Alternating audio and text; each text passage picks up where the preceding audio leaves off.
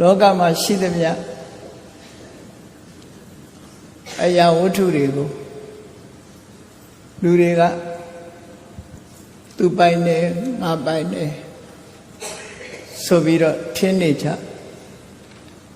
တကယ်တော့လောကမှာရှိသမျှအရာဝတ္ထုသဘာဝတရားတွေဟာပိုင်ရှင်မဲ့တွေဖြစ်တယ်ပေါ့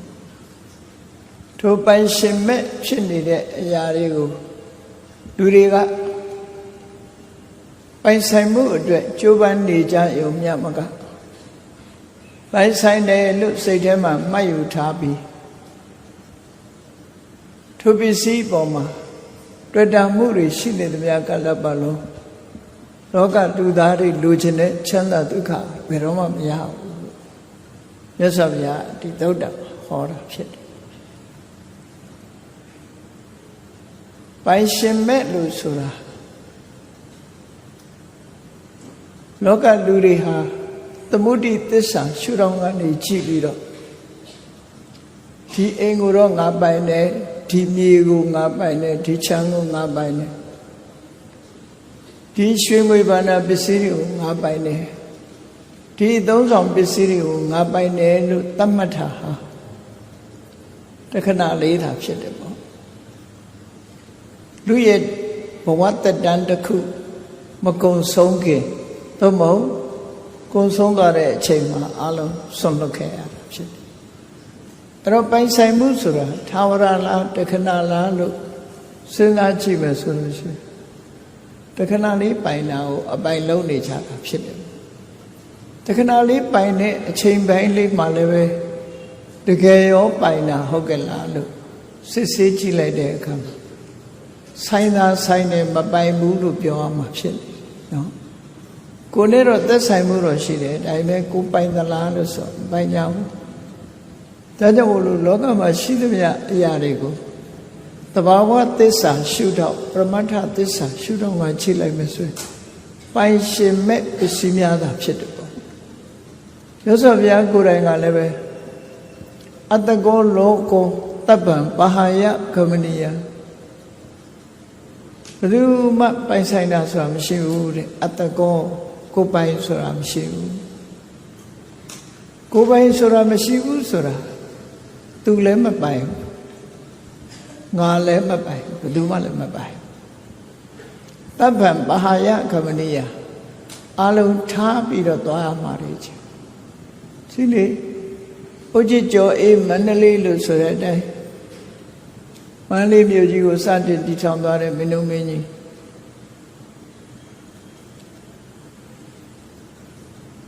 ဒီ1220ခုနှစ်မှာမင်းတို့မင်းကြီးကမန္တလေးမြို့ကိုစတင်တည်ထောင်ဖွင့်လှစ်ခဲ့သူပိုင်ဆိုင်တယ်ဆိုတဲ့အရာသူယူသွားလို့ရလားယူသွားလို့မရဘူးထားပြစ်ခဲ့ရပြီလေသူရရုဆက်ခံတဲ့ဒီဘောမင်းဆိုတာလေကုံထားခဲ့ရမသိခင်ကပဲသူကခွဲသွားဒါမို့လူတွေကတော့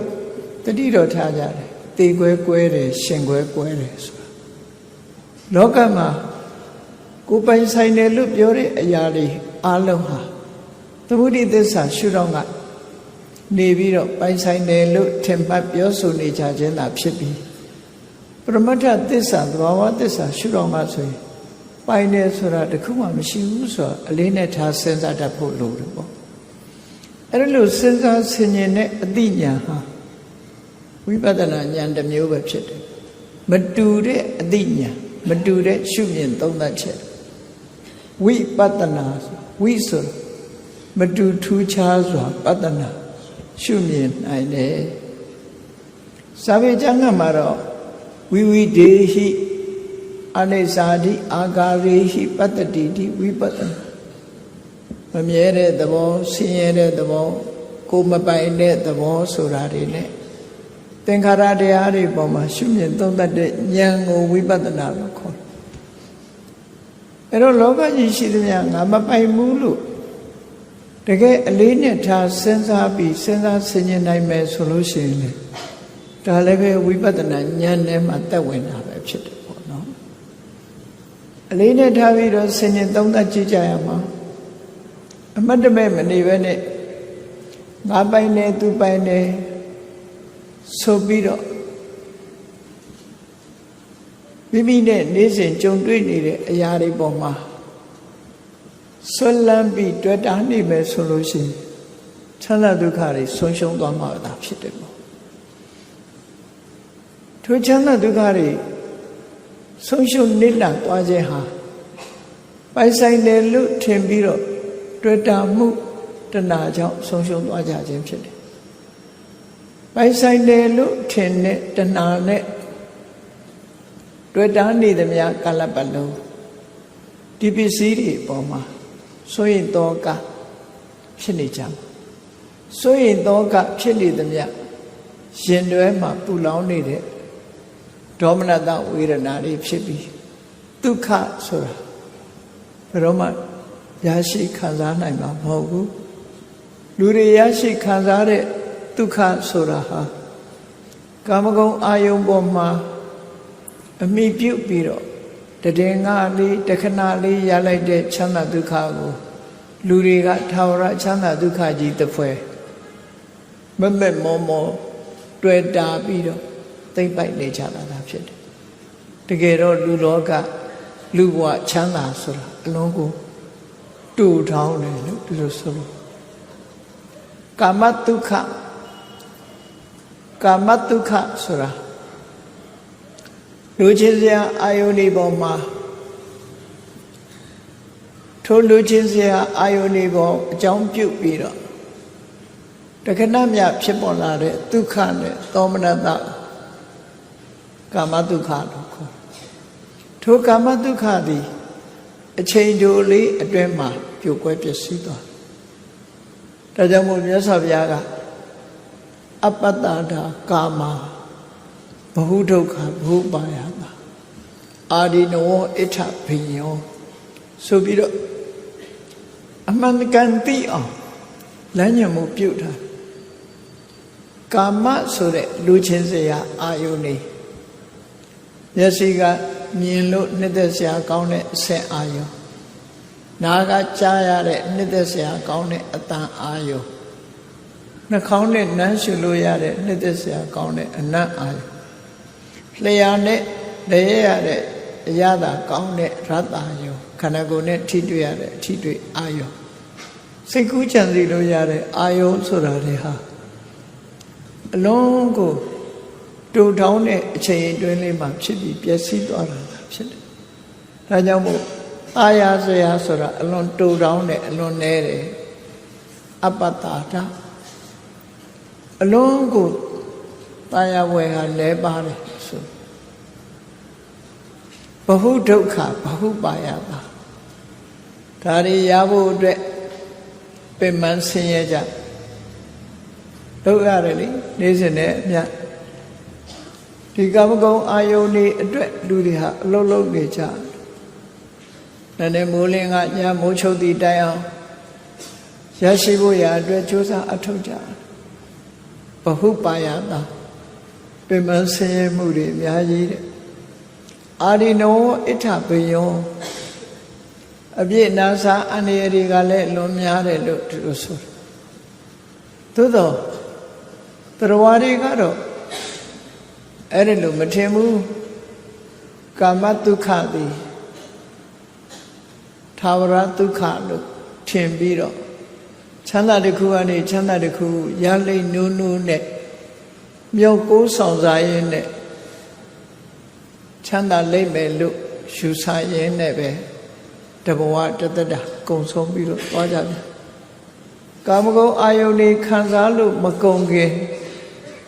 မဝခင်ဘဝစသိမ့်သွားကြတယ်။သစ္စာဗျာဟောတဲ့အတိုင်းပဲ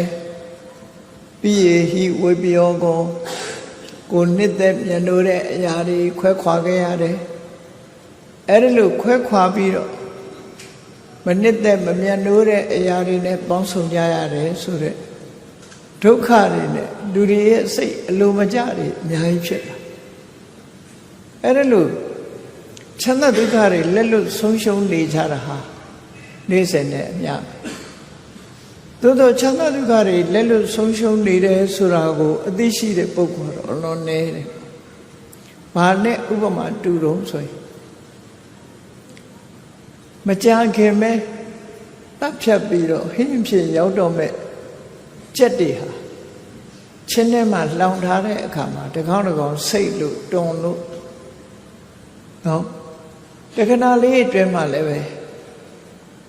ပြောနေကြတဲ့သဘောမျိုးတွေကိုကြုံရတယ်လို့ပဲပေါ့လူတွေရဲ့သဘောအားဟာလည်းပဲထို့တူပဲမကြခင်ဒုက္ခရောက်တော့မဲ့အနေအထားတစ်ခုပဲပျော်စရာလို့စိတ်ထဲမှာသတ်မှတ်ပြီးတော့ပျော်ရွှင်နေကြပျော်ရွှင်လို့မှပါဇက်မပိတ်သေးဘူးငိုကြွေးရခြင်းဆိုတာနဲ့ကြုံတွေ့ကြရပြန်တယ်ပေါ့ဘဝကြီးဟာဒီတိုင်းပဲအဲ့ဒါဘာကြောင့်ဖြစ်နေရလဲပိုင်ရှင်မဲ့ပစ္စည်းတွေကိုပိုင်ဆိုင်လို့တဲ့တဏှာလောဘကြောင့်ဒီလိုဖြစ်တာဖြစ်တယ်ဒါကြောင့်မို့ရသော်ဘုရားရဲ့အဆုံးအမဒီနေရာမှာချမ်းသာဒုက္ခရခြင်းတယ်လို့ဆိုလို့ရှိရင်ရသော်ဘုရားရဲ့အဆုံးအမတိုင်းလိုက်နာကြဘုရားကဘယ်လိုဆုံးမလဲယဟန်တော်တွေကိုမြတ်စွာဘုရားကအလေးနဲ့ဆင်ញင်စဉ်းစားတတ်ဖို့ဟောတယ်ယံဘိက္ခဝေနတုံမကံတံပစဟထခြေသားယဟန်တို့မင်းတို့ပိုင်ဆိုင်တဲ့အရာမဟုတ်တာတွေကိုစွန့်လွတ်ထားလိုက်ကြသိမ့်ပိုက်မထားကြနဲ့ငါဟာလို့စိတ်ထဲမှာသိမ့်ပိုက်မထားနဲ့လွတ်ထားလိုက်ကြယံဘိက္ခဝေနတုံမကံယံအချင်းသဘာဝတရားသည်နတုံမကံမင်းတို့ပိုင်တဲ့အရာမဟုတ်ဘူးတန်ထိုမင်းတို့ပိုင်တဲ့အရာမဟုတ်တဲ့သဘာဝတရားကိုပစေထဆုတ်ကဲ့မထားနဲ့စွန့်လွတ်လိုက်ကြအဲ့တော့လောကလူသားတွေကကိုမပိုင်တာကိုပိုင်နေထင်ပြီးတော့ဆုတ်ကဲ့ထားကြတယ်။ဘာနဲ့ဆုတ်ကဲ့ထားတော့ဆိုအဓိကတဏှာနဲ့ဆုတ်ကဲ့ထားတဏှာနဲ့ဆုတ်ကဲ့အတိတ်ကိုလိုချင်တယ်ရလာလို့ရှိရင်တော့သိမ့်ပိုက်ထားတယ်နောက်ထပ်လိုချင်မြန်တယ်လိုချင်မှုကမဆုံးနိုင်ဘူးမဆုံးနိုင်တယ်လို့သိမ့်ပိုက်မှုဟာလည်းမဆုံးနိုင်လိုချင်ခြင်းသိမ့်ပိုက်ခြင်းဖြင့်လောကလူတွေဟာမဆုံးနိုင်တဲ့ဆင်းရဲဒုက္ခတွေကိုရင်ထဲမှာတပွေ့တပိုက်ကြီးထားကြသလိုဖြစ်တယ်။ဒါကြောင့်မို့ချမ်းသာဒုက္ခဆိုတာတွေဆုံးရှုံးနေကြတယ်။သစ္စာဘုရားကဆုံးမတယ်မင်းတို့ပိုင်တာမဟုတ်တဲ့အရာတွေကိုသိမ့်ပိုက်မထားနဲ့လွတ်လိုက်ကြလို့ဆိုအဲ့တော့လွတ်လိုက်ကြဆိုတာတွေ့တာမနေနဲ့သူတို့ပြောလို့ကိုမပိုင်တဲ့အရာပေါ်မှာပိုင်နေထင်ပြီးတော့တွေ့တာမနေနဲ့လွတ်ထားလိုက်လွတ်ထားလိုက်ဒါဖြင့်လွတ်ထားလိုက်လို့ရှိရင်ဘယ်လိုအကျိုးတွေရလို့တံဝောပဟိနံဟိတာယဒုက္ခယဝိတတိတံပဟိနံထိုစွန့်လွတ်ထားခြင်းသည်ဝေါတင်တို့ဖို့ဟိတာယအကျိုးစီးပွားအလို့ငါဒုက္ခယချမ်းသာခြင်းငါဝိတတိဖြစ်ပေလိမ့်မည်ကောင်းကျိုးချမ်းသာတွေဖြစ်ဖို့စွန့်လွတ်လိုက်ခြင်းဟာမှန်ကန်တဲ့အလုပ်ဖြစ်တယ်စွန့်လွတ်လိုက်ခြင်းကြောင့်ချမ်းသာဒုက္ခရမှာဖြစ်တယ်ဒါကြောင့်မို့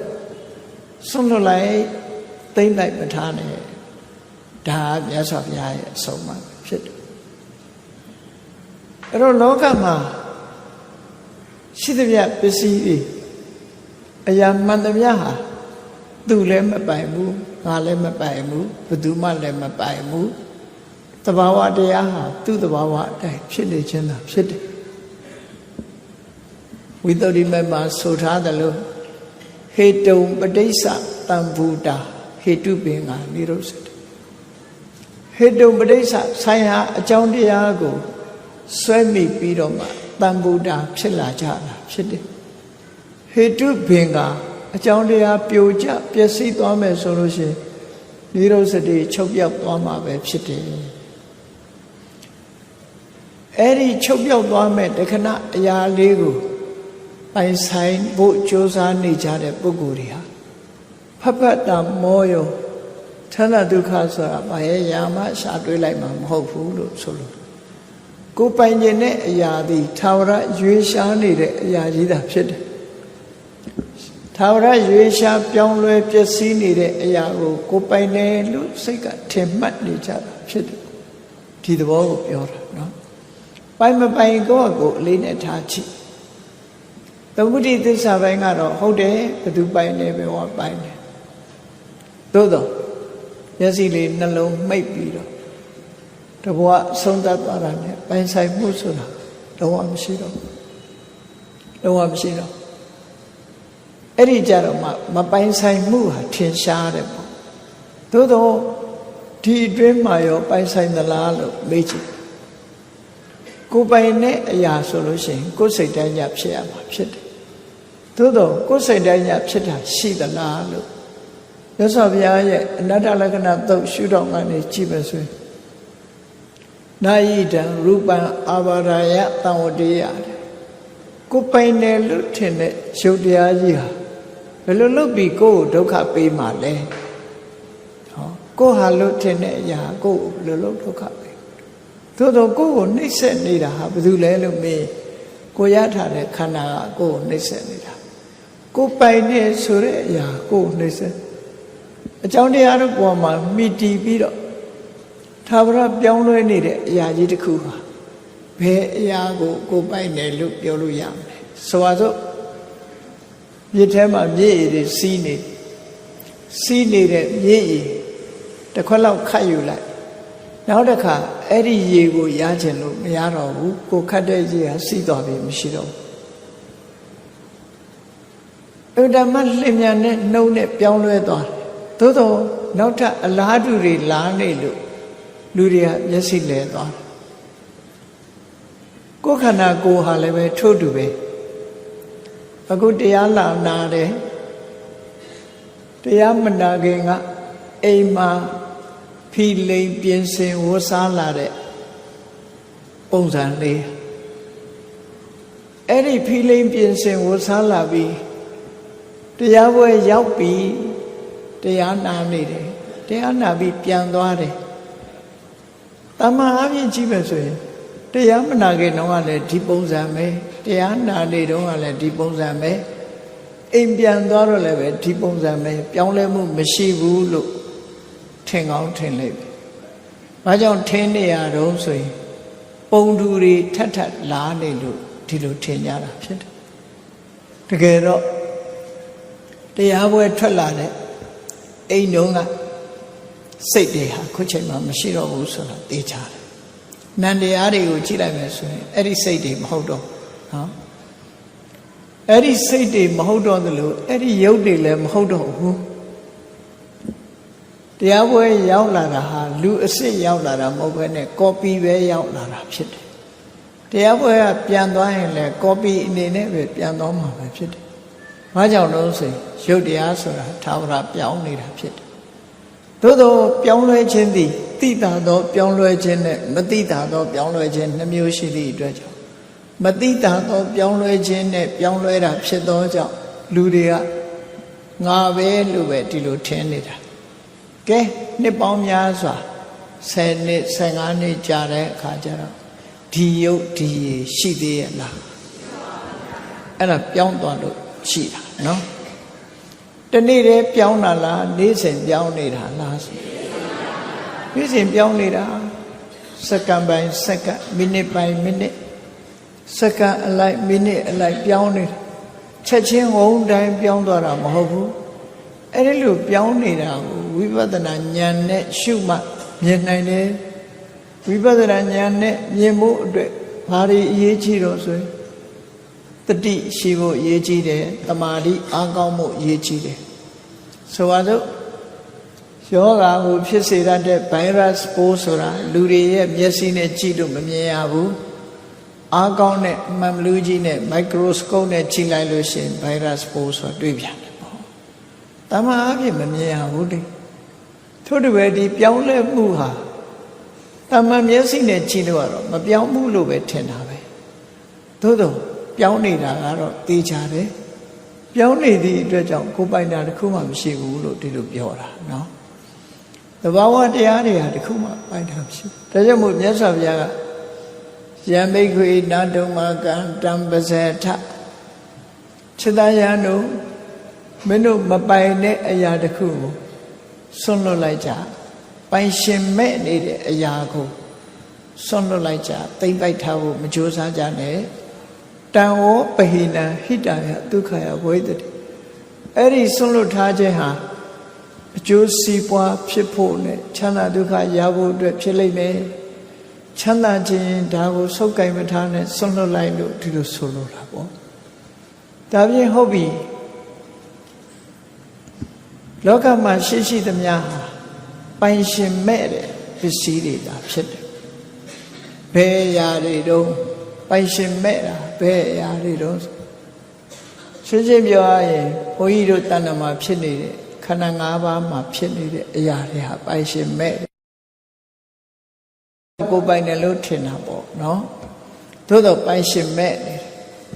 အဲ့ဒီပိုင်ရှင်မဲ့တဲ့အရာတွေပေါ်မှာတွဲမနေနဲ့လို့ဆိုတယ်အဲ့တော့ပိုင်ရှင်မဲ့ပစ္စည်းတွေကိုမြတ်စွာဘုရားကဒီသုတ်တံမှာအမျိုးပေါင်း30ထုတ်ပြီးတော့ပြထားတယ်အဲ့ဒီအမျိုးပေါင်း30ဟာဘယ်သူမှရှိတာတော့ဆိုရင်တရားနာပရိသတ်ပေါင်းသူတော်ကောင်းတို့ရဲ့တန်တမှာရှိတာတွေကြီးပဲအကုန်လုံးဟောအဲ့တော့ကိုယ်တန်တမှာရှိနေတာလေးတွေကိုနည်းနည်းစစ်ဆေးကြည့်ရစစ်ဆေးကြည့်ရလူတိုင်းမှာမျက်စိဆိုတာရှိတယ်ရုပ်တရားနဲ့ပြောရင်သက္ခုပတ္တရာယုတ်မျက်စိအကြည့်လေးတို့သက္ခုပတ္တရာယုတ်ထဲမှာဒီဘက်ကမြင်စရာအဆင်းအာယုံလေးလာထင်ဟပ်လာတဲ့အဆင်းအာယုံဆိုတာယမယံခမျက်စိထဲမှာပေါ်လာတယ်မျက်စိဆိုတာကတစ်ခုမျက်စိထဲမှာပေါ်လာတဲ့အဆင်းအာယုံကတစ်ခုဆိုနှစ်ခုရှိသွားတယ်နော်အဲ့တော့ဒါဘာကြောင့်ပြောလို့ဆိုမျက်စိထဲမှာပေါ်လာတာတွေကအဆင်းအာယုံလို့ပြောလိုက်မှကုန်မှာဖြစ်တယ်အဲ့ဒါလို့မဟုတ်ဘဲနဲ့မျက်စိထဲပေါ်လာတာတွေတရုပ်ထုတ်မယ်ဆိုရင်တော့ဆုံးနိုင်စရာမရှိဘူးမျက်စိထဲမှာဘာတွေပေါ်လာတော့အိမ်တွေပေါ်လာတယ်မြေတွေပေါ်လာတယ်ရွှေတွေငွေတွေပေါ်လာမယ်ကားတွေပေါ်လာတယ်လူတွေပေါ်လာတယ်အဲ့ဒါလို့ပစ္စည်းနဲ့ပြောလို့ရှိရင်ကုန်နိုင်မှာမလားမကုန်နိုင်ဘူးဒါပေမဲ့မျက်စိနဲ့မြင်တဲ့အရာဆိုတာလေးဟာတစ်ခုတည်းပဲเนาะမျက်စိနဲ့မြင်တာမျက်စိရှိတယ်မျက်စိနဲ့မြင်ရတဲ့အဆင်းအာယုံရှိတယ်အဲ့ဒီနှစ်ခုပေါင်းစပ်လိုက်လို့မြင်မှန်းသိလိုက်တဲ့မြင်သိစိတ်ဆိုတာရှိတယ်အဲ့ဒီမြင်သိစိတ်နဲ့အာယုံနဲ့ဆက်သွယ်လိုက်တဲ့ဆက်သွယ်မှုဆိုတဲ့ဖတ်တာဆိုတာရှိတယ်ဆက်သွယ်မှုဖတ်တာကိုအကြောင်းပြုပြီးစိတ်ခံစားမှုဆိုတာရှိတယ်ဟောကြည့်လိုက်မယ်ဆိုရင်မျက်စိရဲ့အဆင်းအာယုံရဲ့မြင်သိစိတ်ရဲ့ဖတ်တာဆိုတဲ့ဆက်သွယ်မှုရဲ့စိတ်ခံစားမှုဝေဒနာရဲ့မျက်စိကိုအကြောင်းပြုပြီးတော့တဘာဝတရား5မျိုးပုံမှန်အဖြစ်ဖြစ်ဘုသူတဏ္ဍာမှာပဲဖြစ်မျက်စိလေးနှလုံးဖွင့်လိုက်လို့ရှိရင်မြင်စရာအာယုံမြင်လိုက်မယ်မြင်လိုက်ရင်မြင်မှန်းသိတယ်ဆိုတဲ့စိတ်ပေါ်တယ်ထိုစိတ်ပေါ်ပြီးတဲ့နောက်အာယုန်နဲ့ဆက်သွယ်မှုဆိုတဲ့ဖတ်တာကောင်းတဲ့ဆိုတဲ့စိတ်ခံစားမှုဆိုတဲ့ဝေဒနာသဘာဝအဖြစ်ဖြစ်အဲ့ဒါကိုမြတ်စွာဘုရားကသက္ခောသပတိစ္ဆာရူပိသဥပ္ပစ္စတိသက္ခဝိညာဏံဒိဋ္ဌံသင်္ကတိဖတ်သောဖတ်တာပစ္စယဝေဒနာလို့ဒီလိုဟောတာအဲ့တော့ကိုယ့်ကိုစဉ်းစားကြည့်မျက်စိနဲ့မြင်လိုက်တိုင်းစဉ်းစားကြည့်လိုက်ဘာမြင်ပန်းလေးတစ်ပွင့်မြင်တယ်ဆိုတော့အေးအရေးလာထင်တဲ့မိမိရဲ့သက္ကုပ္ပတာရကရုပ်တရားထ ထင်းလာတဲ့အဆင့်အာယုံလေးကလည်းယုတ်တရားနှစ်ခုပေါင်းစုံမှုကိုအကြောင်းပြုပြီးတော့ဖြစ်ပေါ်လာတဲ့သိတဲ့စိတ်လေးကနန္တရားထိုစိတ်လေးမှာပါလာတဲ့အာယုန်နဲ့ဆက်သွယ်မှုဆိုတဲ့ဖတ်တာလည်းနန္တရားစိတ်ခံစားမှုဆိုတာလေးကလည်းနန္တရားလို့သဘာဝအပြင်လူတိုင်းမှာကလေးရောလူကြီးရောဘယ်ပုဂ္ဂိုလ်ပဲဖြစ်ဖြစ်လူတွေမကဘူးနတ်တွေရောတိရစ္ဆာန်တွေရောအလုံးသတ္တဝါတွေမျက်စိပါတဲ့သတ္တဝါတိုင်းဟာဒီ၅ခုပဲဖြစ်တယ်ပုံမှန်အပြင်ဒီ၅ခုဖြစ်တယ်နော်အဲ့ဒီ၅ခုဆိုတာတစ်ခုနဲ့တစ်ခုမတူတဲ့သဘော၅ခုဖြစ်အဲ့ဒီ၅ခုကိုဘယ်သူပိုင်တယ်လဲလို့ဆိုတော့မြတ်စွာဘုရားကနတုံမှကံမင်းတို့ပိုင်တာမဟုတ်ဘူးတဲ့မင်းတို့မပိုင်ဘူးဆိုတော့ဘယ်သူပိုင်တာတော့ဆိုဘယ်သူမှမပိုင်ဒါကြောင့်မို့လို့ဒီ၅မျိုးဟာပိုင်ရှင်မဲ့ပစ္စည်းပဲဖြစ်တယ်ပေါ့ပိုင်ရှင်မဲ့ပစ္စည်းတွေပဲဒါတွေကဘာကြောင့်ပိုင်ရှင်မဲ့လို့ပြောတော့ဆိုဖြစ်လာတာလဲဆိုပါစို့သက္ခုပ္ပတာရဆိုတာလေးကကံကြောင့်ဖြစ်လာတာကံဆိုတာအတိတ်တုန်းကမိမိလုပ်ခဲ့တဲ့ကုသိုလ်ကံအဲ့ဒီကံတရားကြောင့်သက္ခုပ္ပတာရလေးဖြစ်လာတယ်အစင်းအာယုံဆိုတာနော်ကံစိတ်ဥဒုအာဟာရကြောင့်ဖြစ်လာတယ်အဲ့ဒီအစင်းအာယုံလေးကမျက်စိထဲမှာလာပြီးတော့ထင်တယ်ဒီနေရာမှာပဋ္ဌာန်းပစ္စည်းနဲ့ပြောလိုက်မယ်ဆိုရင်ဟောမြင်သိစိတ်ကလေးဖြစ်လာတယ်လို့ဆိုတဲ့အခါမှာထိုမြင်သိစိတ်ကလေးသည်သက္ခုပ္ပတာရဆိုတဲ့မျက်လုံးပေါ်မှာမိပြီးတော့ဖြစ်တယ်အစင်းအာယုံကိုအာယုံပြုပြီးတော့ဖြစ်တယ်အဲ့ဒါကြောင့်အစင်းအာယုန်သည်အာရမဏပစ္စယောမိယာဝတ္ထုလို့ခေါ်တဲ့သက္ခုပ္ပတာရယုတ်လေးသည်နေတယပစ္စယောသို့မဟုတ်ပုရိသတာပစ္စယောဟောပဋ္ဌာန်းပစ္စည်းနဲ့လည်းဒီဟာကိုဟောတာပဲဗျာအစင်းအာယုန်လေးကိုအကြောင်းပြုပြီးသက္ခုဝိညာဉ်စိတ်ဆိုတာမြင်သိစိတ်ဆိုတာပေါ်တာအဲ့ဒီမြင်သိစိတ်လေးရဲ့အာယုန်သည်အစင်းအာယုန်သာဖြစ်တယ်အဲ့ဒီအစင်းအာယုံကိုမှီပြုပြီးတော့ဖြစ်တဲ့စိတ်ကလေးဟာသက္ခုပ္ပတာရဘောကမှီပြီးတော့ဖြစ်တာဖြစ်သောကြောင့်မိယာဖြစ်တဲ့သက္ခုပ္ပတာရမျက်လုံးကလေးသည်နေတယပစ္စယောသို့မဟုတ်ပုရိသတာပစ္စယောဒီလိုဆိုတာပေါ့တခါသက္ခုဝိညာဉ်စိတ်လေးဖြစ်တဲ့အခါဘာပါလာတော့ဆိုဖတ်တာပါလာတယ်ဝေဒနာပါလာတယ်သက္ခုဝိညာဉ်စိတ်မြင်သိစိတ်ရဲ့ဖတ်တာရဲ့ဝေဒနာရဲ့သဟဇာတာပစ္စယောအညမညပစ္စယောအဋ္ဌိပစ္စယောအဝိဒပစ္စယောဆိုတာတွေဖြစ်တယ်။တံပယုဒ္ဓပစ္စယောအဋ္ဌိပစ္စယောအဝိဒပစ္စယောဟောတယ်လို့ပဋ္ဌာန်းအနေနဲ့ပြောလိုက်မယ်ဆိုရင်လည်းအဲ့ဒီစွမ်းရည်တတ္တိတွေနဲ့ခြေစုပ်ပြုပြီးတော့သက္ခုပ္ပတာရစိတ်လေးကလည်းဖြစ်ပြီးရင်စိတ်16ချက်ဥပမာပဲမှတ်လို့လွယ်အောင်ပြောမယ်ဆို16စက္ကန့်ဆိုရင်ပြတ်သွားပြီသူကတခါဖြစ်တဲ့သက္ခုပ္ပတာရယုတ်သည်16ချက်ခန့်16စက္ကန့်ဆိုပြတ်သွားရူပါယုံလေးကလည်း16စက္ကန့်ဆိုပြတ်သွားဓာတုတ္တံပဲနောက်ဖြစ်တာအသစ်နော်အဲ့ဒါလို့တတန်းတူတဲ့အရာလေးနှစ်ခုကိုအမိပြုပြီးတော့ဖြစ်ပေါ်လာတဲ့သက္ခုဝိညာဉ်စိတ်လေးကသူတို့တဲ့ပိုတတန်းတူတယ်မြင်သိစိတ်လေးကဖြစ်တည်ပြက်3ချက်ပဲရှိတယ်3စက္ကန့်ပဲရှင်ဒီလိုဆိုလို့သူနဲ့အတူတော့ဖတ်တာဆိုတာလည်းပြတ်သွားတယ်ဝေဒနာဆိုတာလည်းပြတ်သွားတယ်ဆိုအဲ့ဒါတော့အချိန်ပိုင်းလေးမှာဖြစ်လာတဲ့အရာဟာဘယ်သူကပိုင်တာရှိအောင်မလဲဒါပိုင်ရှင်မဲ့ပစ္စည်းအစစ်ပဲသို့တော့ပိုင်ရှင်မဲ့ပစ္စည်းကိုပဲငါပိုင်တယ်လို့အများထင်နေကြတယ်ပေါ့နော်ထင်မှတ်ဆွဲလန်းနေတယ်ဒါကြောင့်မြတ်စွာဘုရားကဝိပဿနာဉာဏ်နဲ့ကြည့်ခိုင်းတာယံဘိက္ခွေနတုံမကံတံပစေထတံဝောပိနံဟိတယဒုက္ခယဝိတ္တိမင်းတို့ကိုယ်မပိုင်တဲ့အရာကိုသိမ့်ပိုက်မထားနဲ့လွတ်လိုက်ကြဆွန့်လွတ်လိုက်ကြ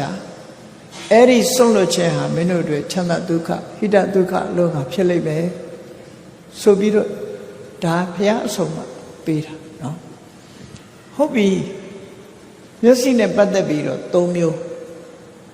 မျက်စိနဲ့ပတ်သက်ပြီးတော့၃မျိုးနဲ့ပတ်သက်ပြီးတော့ဘယ်လိုစွန့်လွတ်မလဲမျက်စိကိုစွန့်လွတ်နိုင်ဖို့ဘယ်လိုလုပ်ရမလဲအစင်းအာယုံမျက်စိထဲမှာပေါ်လာတဲ့အစင်းအာယုံကိုစွန့်လွတ်ဖို့ဘယ်လိုလုပ်ရမလဲ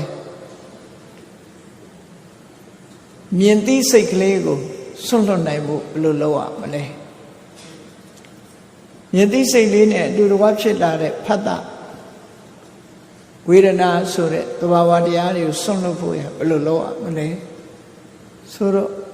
မြတ်စွာဘုရားကဟောတယ်စက္ခုဘိက္ခဝေဝိပရိနာမိအညထာဘာဝေစက္ခုဆိုတာမင်းတို့တွေ့တာမလို့စိတ်ကူးတဲ့ထဲလိုက်ယုံနဲ့ပဲသူကပြောင်းသွားပြီတဲ့တမျိုးတစ်ဖုံဖြစ်သွားပြီကိုကတော့နှစ်သက်ဆရာလို့ထင်တယ်သူကမဟုတ်ဘူးပြောင်းသွားရူပံအညထာဘာဝေဝိပရိနာမိတမျိုးတခြားဖြစ်သွားပြီထို့တူသက္ကုပ္ပတာရယုတ်လေးဟာလည်းပဲအချိန်တိုလေးအတွင်းမှာပျက်စီးသွားတယ်ရူပယုံဆိုတဲ့အစင်းအာယုံလေးကလည်းအချိန်တိုလေးအတွင်းမှာပျက်စီးသွားတယ်အဲ့ဒီအချိန်တိုလေးအတွင်းမှာဖြစ်ပြီးပြတ်သွားတဲ့အရာနှစ်ခုကိုဆွဲပြုတ်ပြီးတော့မြင်သိစိတ်တို့ဖတ်တာတို့ဝေဒနာတို့ဆိုတဲ့ဖြစ်တဲ့အရာတွေကဘယ်လိုလုပ်ပြီးတော့သူတို့ဟာခိုင်မြဲတဲ့အရာဖြစ်မလို့အနိစ္စတံဘူတံကုတောနိစ္စဘဝိတ္တိမျက်စိနဲ့အစင်အာယုံနှစ်ခုသည်မမြဲဘူးမမြဲတဲ့အရာကိုဆွဲမိပြီးတော့ဖြစ်လာတဲ့မြင်သိစိတ်လေးဟာဘယ်လိုလုပ်မြဲမလဲ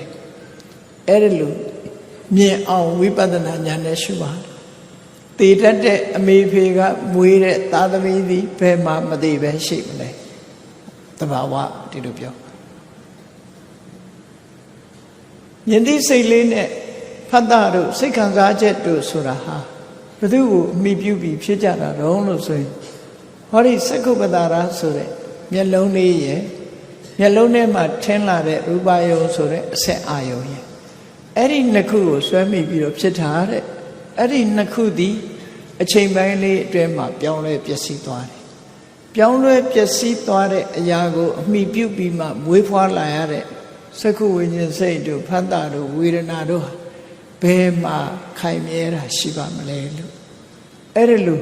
ဆင်ញင်သုံးသပ်ကြည့်ပါတဲ့ဟောဆင်ញင်သုံးသပ်ကြည့်လို့ရှိရင်ဒီအရာတွေဟာလုံးဝခိုင်မြဲတာတည်ထန့်နေတာ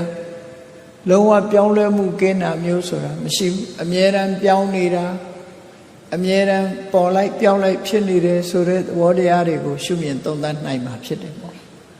သူတို့ကိုပိုင်ဆိုင်တဲ့ပုဂ္ဂိုလ်ဆိုတာလုံးဝမရှိဘူးဒါကြောင့်မို့ပိုင်ရှင်မဲ့ပစ္စည်းတွေသာဖြစ်တယ်ပေါ့ဒီပိုင်ရှင်မဲ့ပစ္စည်းတွေကိုလူတွေကဘာလုပ်လဲငါမျက်လုံးငါအစင်ငါသိတာနော်ငါရဲ့ခံစားချက်နဲ့ဆိုပြီးတော့သိမ့်ပိုက်နေကြတာအဲ့ဒီလိုသိမ့်ပိုက်နေခြင်းကြောင့်ဆင်းရဲဒုက္ခတွေနဲ့ကြုံတွေ့ရတာဖြစ်တယ်ပေါ့စိတ်ချမ်းသာမှုတွေထာဝရငြိမ်းချမ်းမှုတွေလက်လွတ်ဆုံးရှုံးကုန်ကြတယ်ပေါ့ဒီလိုဆိုလိုတာနော်ထို့တူပဲနားနဲ့ပတ်သက်ပြီးတော့လည်းကြည့်လိုက်သမအားဖြင့်အရာသုံးစကားနဲ့နားထောင်ကြည့်နားရှိတယ်နားရှိတော့အတန်ဟူသမျှကြားရတယ်နားကတစ်ခုအတန်ကတစ်ခုနှစ်ခုနားနဲ့အတန်ဆုံလိုက်တဲ့အခါမှာကြားသိစိတ်ဖြစ်တယ်ကြားသိစိတ်ဖြစ်လိုက်တာနဲ့တပြိုင်နက်ဆက်သွယ်မှုဖတ်တာစိတ်ခံစားမှုဝေဒနာဆိုစက်တိုက်ဖြစ်တာပရိစ္ဆေသောဥပ္ပန္နေကြည့်ပဲဆိုရင်တဏှာရဏပစ္စယဖတ်သောဖတ်တာပစ္စယဝေဒနာနော်ဒါရှိလို့ဒါရှိအဲ့တော့နားနဲ့ပတ်သက်လာတဲ့အခါမှာကြားသိမှုနဲ့ပတ်သက်လာလို့ရှိရင်လေသောတာပတ္တရာရဲ့တတ္ထာယုံရဲ့သောတာဝိညာဉ်ရဲ့ဖတ်တာရဲ့ဝေဒနာရဲ့၅ခုအဲ့ဒါလည်းတခဏအတွင်းမှာပျက်စီးသွားတာဖြစ်တယ်ဖြစ်လာပြီးတဲ့နောက်ပြတ်သွားတာဖြစ်လို့ဒီသဘာဝတရားဟာလည်းပဲပိုင်ရှင်မဲ့ပစ္စည်းတာဖြစ်တယ်ကိုပိုင်လိုက်လို့ရှိရင်သိမ်းထားလို့ရမှာပေါ့သိမ်းလို့မရဘူးလေအခုကြာအခုပျောက်သွားတာသိမ်းလို့မရတဲ့အရာတွေပဲဖြစ်တယ်ပေါ့ပိုင်ဆိုင်နိုင်စွာမရှိဘူးကဲနှာခေါင်းကနမ်းရှူရတဲ့အရာလေးတစ်ခုကိုလည်းကြည့်လိုက်နှာခေါင်းရှိတယ်နှာခေါင်းထဲမှာလာပြီးတော့ထင်ဟပ်တဲ့အနံ့ရှိတယ်အနံ့ကိုသိတဲ့စိတ်ဖြစ်တယ်ဖတ်တာဖြစ်တယ်ဝေဒနာဖြစ်တယ် 5 ခုပဲအဲ့ဒါဟာလည်းတခဏအတွင်းဖြစ်ပြီးတော့ပြတ်သွားတယ်ကိုအာယုန်တိုက်ဆိုင်ခိုင်းလေးမှာတတိထားပြီးတော့ကြည့်တတ်ဖို့လိုတယ်ပေါ့နော်အဲ့ဒီ5 ခုဟာလည်းပဲပိုင်ရှင်မဲ့ပစ္စည်းပဲဖြစ်တယ်ပေါ့ဘယ်သူမှမပိုင်ဟောနောက်တစ်ခါလျှာနဲ့ကိုကြည့်လျှာရဲ့အရသာရဲ့လျက်သိတဲ့စိတ်ရဲ့ဖတ်တာရဲ့ဝေဒနာ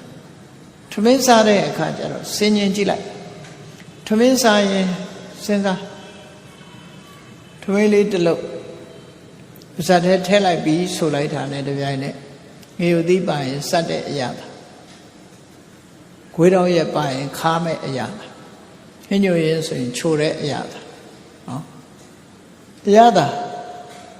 ပေါ်လာလိမ့်မယ်အဲ့ပေါ်လာတဲ့အခါရှာရဲ့အရာသာရဲ့ချိုမှန်းခမ်းမှန်းသိတဲ့အသည့်ရဲ့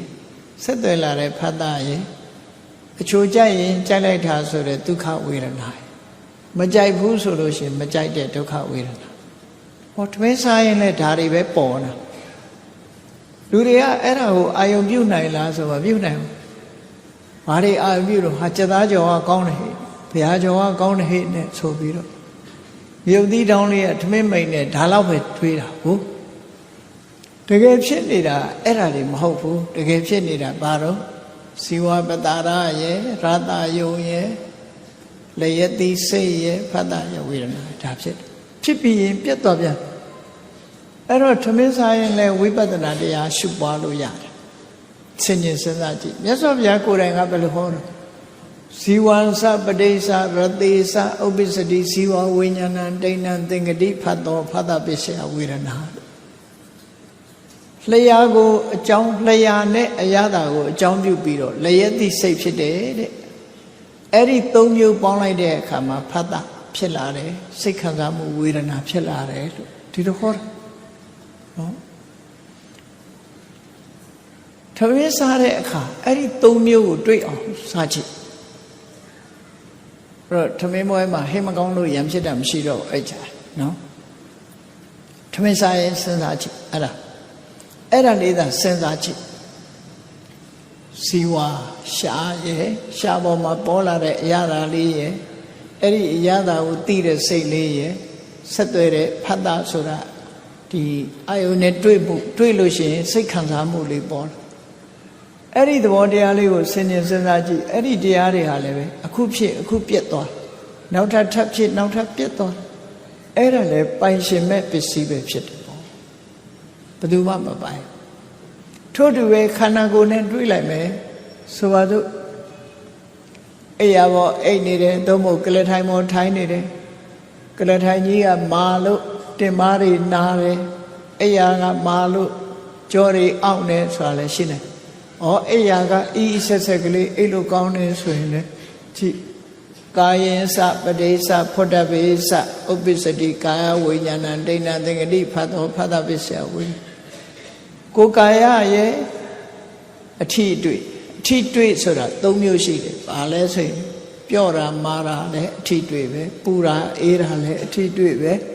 တွန်းခန္ဓာလှုပ်ရှားတာလည်းအထီးတွေ့ပဲအဲ့ဒီ၃မျိုးကိုတွေ့လိုက်အဲ့ဒီတွေ့တဲ့အခါမှာထိတိစိတ်ဖြစ်လာတယ်ထိတိစိတ်နဲ့အတူတကွအာယုန်နဲ့ဆက်သွယ်တဲ့ဖတ်တာစိတ်ခံစားတဲ့ဝေဒနာဆိုတာပေါ်လာအဲ့တော့ကာယဒေါရနဲ့ပတ်သက်ပြီးတော့လေအိရင်နဲ့စဉ်းစားကြည့်ခေါင်းပေါ်ခေါင်းလေးချထားပြီးတော့စဉ်းစားကြည့်လိုက်ခေါင်းကကာယပတ္တာရခေါင်းအုံလေးကဖွတ်တတ်ပါခေါင်းနဲ့ခေါင်းထိမှန်းသိတာကကာယဝိညာဉ်စိတ်ပြော့အီမှုတက်တာဆက်သွယ်တာဖြစ်လို့ထိတာဖြစ်သောကြောင့်စိတ်ထဲမှာจิตတတ်တာဒုက္ခဝေဒနာခေါင်းအိပ်ရင်လည်းပဲ၃ခုဆိုတာကိုစဉ်းစားကြည့်နော်၃ခုဖြစ်နေတယ်ဆိုတာကိုစဉ်းစားကြည့်အဲ့ဒီလို၃မျိုးကိုစဉ်းစားပြီးတော့အိပ်လိုက်ဝိပဿနာကမ္မထာနဲ့ရှုပြီးတော့အဲ့လိုအဲ့ဒီကိုယ်ကာယနဲ့ပတ်သက်လာလို့ရှိရင်လေဒီ၅မျိုးဟာပိုင်ရှင်မဲ့ပဲပိုင်ရှင်မဲ့ပစ္စည်းပဲဖြစ်တယ်သူကသူဖြစ်ပြီးသူကသူပြတ်သွားတာကိုယ်တော်မသိလိုက်ဘူးလူတွေကပဲသိတယ်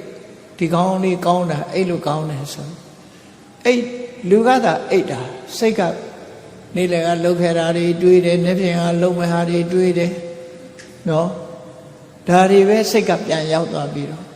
ခေါင်းနဲ့ထိမှန်းတောင်တစ်ခါတလေသိချင်မှသိပြီတွေးချင်တာတွေတွေးပြီးတော့ပြီးသွားတာတနေ့ကုန်အဲ့တော့တကယ်ကလူတွေဟာတတိလက်လွတ်ဖြစ်နေတယ်ဆို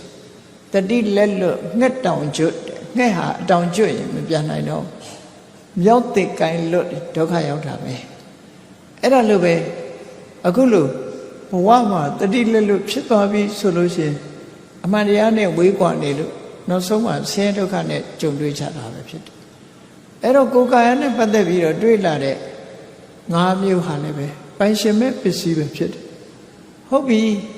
မျက်စိနဲ့လည်းမြင်တာမဟုတ်ဘူးနားနဲ့လည်းကြားတာမဟုတ်ဘူးနှာခေါင်းကလည်းနမ်းရှူတာမဟုတ်ဘူးလျှာနဲ့လည်းအရသာခန္ဓာမဟုတ်ဘူးခန္ဓာကိုယ်နဲ့လည်းထိတွေ့တာမဟုတ်ဘူးစိတ်ကူးတတ်တခါတလေလူကဘာကိုမှတတိပဋ္ဌာပဲနဲ့လက်ဖြင့်ငါလုံးမဲ့အလုပ်တွေးခြင်းတွေးမယ်မနေ့ကတွေးခဲ့တာတွေပြန်တွေးခြင်းတွေးနေပြီအဲ့ဒီတွေးနေပြီဆိုလို့ရှိရင်လေမနင်းစပဋိစ္စဓမ္မေစဥပ္ပစ္စတိမနောဝိညာဏမနင်းစတွေးတဲ့အဝိဇ္ဇံဆိုတဲ့စိတ်နဲ့ဓမ္မလို့ခေါ်တဲ့စိတ်အာယုံတွေးเสียအာယုံရဲ့အဲ့ဒီနှစ်ခုဆုံပြီးလိုက်တဲ့အခါမနောဝိညာဏဓာတ်လို့ဆိုတဲ့တွေးသည့်စိတ်ဖြစ်လာတွေးသည့်စိတ်ဖြစ်လာတော့သုံးခုဆုံလို့ပါဝင်လာတဲ့ဖတ်တာရဲ့စိတ်ခံစားမှုဝေဒနာရဲ့၅ခုပဲအဲ့ဒီမှာမျက်စိနဲ့မြင်တာမဟုတ်ဘူးနားနဲ့ကြားတာမဟုတ်ဘူးကြားခိုက်မဟုတ်ဘူးမြင်ခိုက်ကြားခိုက်နားခိုက်လျှက်ခက်ထိတိခိုက်မဟုတ်ဘဲနဲ့တွေးကြည့်တဲ့အနေအထားမျိုးဆိုလို့ရှိရင်လည်းအဲ့ဒီ၅ခုပဲဖြစ်တယ်အဲ့ဒါလဲပိုင်ရှင်မဲ့ပစ္စည်းပဲဖြစ်တယ်ပေါ့ကဲလောကမှာကိုယ်ပိုင်တာဆိုတာတခုမှမရှိဘူးအဲ့ဒီပိုင်ရှင်မဲ့ပစ္စည်းအမျိုးပေါင်း30ရှိတယ်ဒီ30ဟာနေ့စဉ်နဲ့အမျှဘုန်းကြီးတို့တွေမှာတာမန်အားဖြင့်ဖြစ်နေတယ်လို့ပြောဒါမှဖြစ်တဲ့လူတယောက်မှမရှိဘူးအကုန်လုံးဓာရ6ပါးအာယုံ6ပါးနဲ့စုံစည်းတဲ့အခါတိုင်းမှာဒီတိုင်းဖြစ်တယ်အဲ့ဒါကိုမြတ်စွာဘုရားဒီသုတ်ကိုမှာဟောတာစက္ခုဘိက္ခဝေနတုံမကံတံပဇေထတံဝောပိနဟိတယဒုက္ခယဘဝိတုမျက်စိဟာနံပါတ်1ငါအုပ်စုမျက်စိနဲ့မြင်တဲ့အချိန်မှာဖြစ်ပေါ်လာခဲ့တဲ့တရား၅မျိုးစက္ခုနတုံမကံမျက်လုံးဟာတင်တို့ဟာမဟုတ်ဘူးရူပါနတုံမကံမြင်ရတဲ့အဆင့်ဟာလည်းမင်းတို့ဟာမဟုတ်ဘူးစက္ခုဝိညာဏနတုံမကံမြင်သိစိတ်ကလေးကလည်းမင်းတို့ဟာမဟုတ်ဘူးစက္ခုတံဖတ်သောနာတုံမှာသုံးခုပေါင်းစုံလို့ဖြစ်လာတဲ့ဖတ်တာဆိုတဲ့အာယုန်နဲ့စုံစည်းမှုလေးကလည်းမင်းတို့ဟာမဟုတ်ဘူးနော်ယံဝေရိတံဖတ်တံပဋိစ္စယံဝေရိတံဒုက္ခံဝါဒုက္ခံဝါအဒုက္ခမဒုက္ခအာယုန်နဲ့စိတ်နဲ့ဆက်သွယ်ခြင်းကြောင့်ဖြစ်ပေါ်လာတဲ့စိတ်ခံစားမှုဒုက္ခပဲဖြစ်ဖြစ်ဒုက္ခပဲဖြစ်ဖြစ်အဒုက္ခမဒုက္ခလို့ခေါ်တဲ့စိတ်ခံစားမှုပဲဖြစ်ဖြစ်အဲ့ဒီခံစားမှုမှန်သမျှဟာလည်းပဲတင်တို့ဟာမဟုတ်ဘူးတံပဇေထအဲ့ဒီပစ္စည်းတွေပေါ်မှာတွေ့တာပြီးတော့မထားနဲ့စွန့်လွတ်လိုက်ကြလို့ဒီလိုဆိုလို့ဒီနေရာမှာမျက်စိကိုဖယ်ခိုင်းတာမဟုတ်ဘူးအစင်းအာယုံကိုဖယ်ခိုင်းတာမဟုတ်ဘူးမြင်သိစိတ်ကိုဖယ်ခိုင်းတာမဟုတ်ဘူးဖတ်တာဝေဒနာတို့ကိုဖယ်ခိုင်းတာမဟုတ်ဘူးအဲ့ဒီမျက်စိဆိုတဲ့အပေါ်မှာငါမျက်စိလို့တွေ့တာတဲ့တဏှာကိုဖယ်ခိုင်းတာငါအစင်းငါမြင်တာဆိုတာကိုဖယ်ခိုင်းတာဖြစ်တယ်ငါရဲ့စိတ်ဆိုတဲ့အရာကိုဖယ်ခိုင်းတာငါရဲ့ခံစားချက်ငါရဲ့ထိတွေ့မှုဆိုတဲ့ဒီတဏှာအတွေးကိုတဏှာကိုဖယ်ခိုင်းတာပဲဖြစ်တယ်မြတ်စွာဘုရားတဘာဝတရားတွေကိုဆွဲမိပြီးတော့ဖြစ်လာတဲ့အရာတွေပေါ်မှာလူတွေဟာမျက်စိပေါ်မှာတွေ့တာမှုဖြစ်တယ်အဆင်းအာယုံပေါ်မှာတွေ့တာမှုဖြစ်တယ်နော်အနတ်ဆင်းအာယုံပေါ်မှာတွေ့တာမှုဖြစ်တယ်မြင်သိစိတ်ပေါ်မှာတွေ့တာမှုဖြစ်တယ်ထိတွေ့မှုဖတ်တာပေါ်မှာတွေ့တာမှုဖြစ်တယ်စိတ်ခံစားမှုတွေပေါ်မှာတွေ့တာမှုဖြစ်တယ်ဒါတမန်အပြင်ပြောရင်ဒီလိုပြော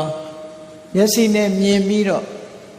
ဟ ဟုတ်လားရွှေတွေငွေတွေစိန်တွေတွေ့တာလည်းပဲဒီထဲမှာပါကိုပိုင်ဆိုင်တဲ့ပစ္စည်းတွေကိုတွေ့တာလည်းဒီထဲပါတယ်လူကိုတွေ့တာလည်းဒီထဲမှာပါဓမ္မသဘောအားဖြင့်အချင်းချုပ်ပြောလို့ရှိရင်ဒီ၅မျိုးပဲနော်ဒီ၅မျိုးနဲ့ပတ်သက်ပြီးတော့ဘုန်းကြီးတို့တွေဟာတွေ့တာမှုတွေဖြစ်နေတယ်များကာလပတ်လုံး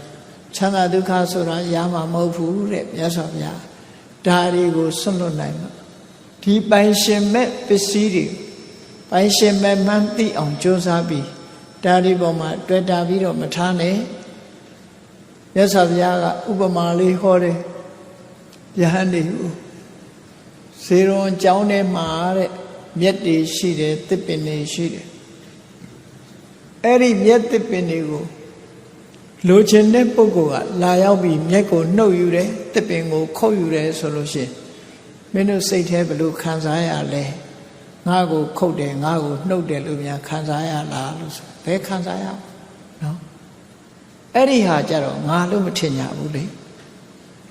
ငါလို့ထင်တာကြတော့ဘယ်ဟာပေါ်မှာသွားထင်လို့ဆိုမျက်စိနာနာလျှာကာယ